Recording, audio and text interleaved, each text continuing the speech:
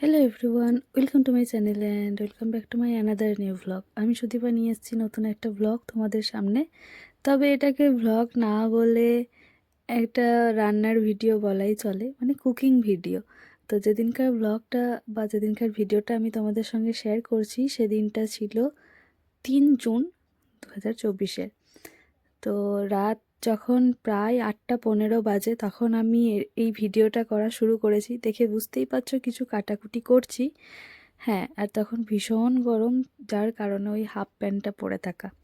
Anyways, ওটাকে তোমরা ignore করো, এটার জন্য প্লিজ কিছু খারাপ কমেন্ট করো না। তো আগে একদিন আমি চাউমিন বানিয়েছিলাম, মাদার্স ডের দিন মাকে প্রথমবার চাউমিন বানিয়ে খাইয়েছিলাম। 15ই মে ছিল দিনটা। তো তারপরে আবার 3rd জুন ওই কিছুটা বেঁচে মানে থেকে গিয়েছিল চাউমিন। তো সেটাই ভাবলাম যে বানিয়ে ফেলি, আর কতদিন থাকবে, যদি নষ্ট হয়ে যায় বা খারাপ হয়ে যায়। সেই জন্য আবারও চাউমিন বানাতে সেদিন বসে পড়েছিলাম। তো বেশি কিছুই না, গ্রীষ্মকালেও এত কিছু সবজি তো থাকে না, তাই আবারও সেই আলু পেঁয়াজগুলো কেটে নিয়েছিলাম। আমি একাই করছিলাম, আর সেদিন দেখতেই পারছো কেউই ছিল না, মা ভাইজি কেউ সাথে ছিল না। হ্যাঁ, অবশ্যই খেয়েছিল, কিন্তু করার সময় কেউ ছিল না। আমি একা একাই করছিলাম। আগের দিন তো যা তা অবস্থা হয়েছে, আর গরমে চোখের জলে নাকের জলে সব কিছুতেই আমার একদম অবস্থা যাচ্ছে তাই, মানে নাজেহাল অবস্থা।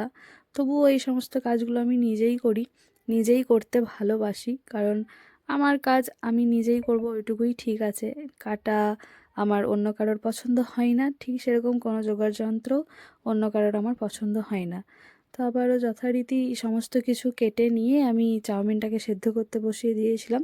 চাউমিনটা সেদ্ধ হয়ে গিয়েছে, আর অবশ্যই সেদ্ধ করার সময় জল দেওয়ার পর আমি কিছুটা সাদা তেল দিয়ে আর কিছুটা লবণ দিয়েছিলাম, মানে এক এক চিমটে লবণ বলা যেতেই পারে, 1 চিমটে একটুখানি, আর ওই 2-4 ফোঁটা সাদা তেল।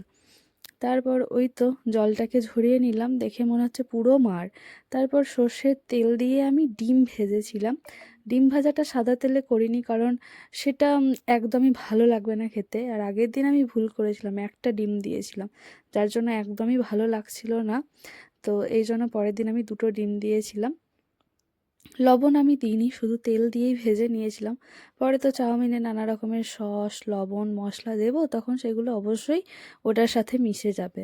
তো আলাদা আলাদা করে সব কিছুই ভেজে নিতে হবে, তাই আগে প্রথমে আমি ডিমটা ভেজে নিয়েছি।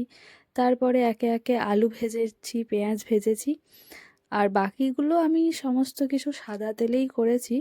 শুধুমাত্র ডিমটাই আমি সর্ষের তেলে ভেজেছিলাম, যাতে স্বাদটা আরও বেশি ভালো হয়।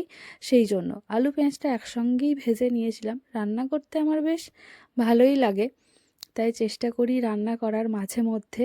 তবে হ্যাঁ, প্রতিদিন রান্না করতে কিন্তু আমার একদমই ভালো লাগে না, বা লাগবেও না। এটা সবার ক্ষেত্রেই, কারণ মাদেরকেও দেখেছি, আর মা না থাকলে 2-4 দিন ঘরে রান্না বান্না করেও দেখেছি। তো আলু পেঁয়াজটা বেশ কিছুটা ভাজা হয়ে গেলে আমি চিলি সস সয়া সস আর টমেটো সস বেশ খানিকটা দিয়ে দিয়েছিলাম। মানে টমেটো সসটাই পরিমাণে বেশি দিয়েছিলাম, বাকিগুলো কম দিয়েছিলাম। তারপর সসটা দেওয়ার পর চাউমিনটা দিয়ে ভালো করে নেড়ে চেড়ে নিয়েছি।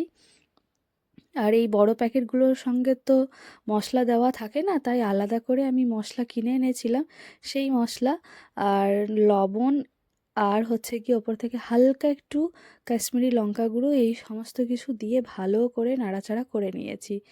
আর ডিম দেওয়ার আগে বাটিতে একটু তুলে রেখেছিলাম, আমার বাবা যেহেতু মুরগির ডিম খায় না, তার জন্য। আর রান্না করার পর চারিদিকে মানে রান্নাঘরটার অবস্থা দেখো, এই আর কি অবস্থা। আর হালকা একটু গোলমরিচ গুঁড়োও দিয়েছিলাম। তারপর আমাদেরটাতে ডিম দিয়ে নামিয়ে ফেলেছিলাম। মানে এই ছিল সেদিনকার রান্নাটা। কেমন লেগেছে তোমাদের জানিও। আমি খুব সাধারণভাবে, খুব সাধারণ উপকরণ দিয়েই বানিয়েছি, একদম সাধারণভাবেই। আর এই ট্রাইপডটাতে শ্যুট করছিলাম। শ্যুট করতে করতে রান্না করতে অনেকটাই বেশ টাইম লাগে। তো যাই হোক, এই ছিল আমার ভিডিও, আর এই ছিল আমার রান্না। কেমন লেগেছে অবশ্যই জানিও। দেখা হবে পরের কোনো ভিডিওতে, ততক্ষণ টাটা, রাধে রাধে।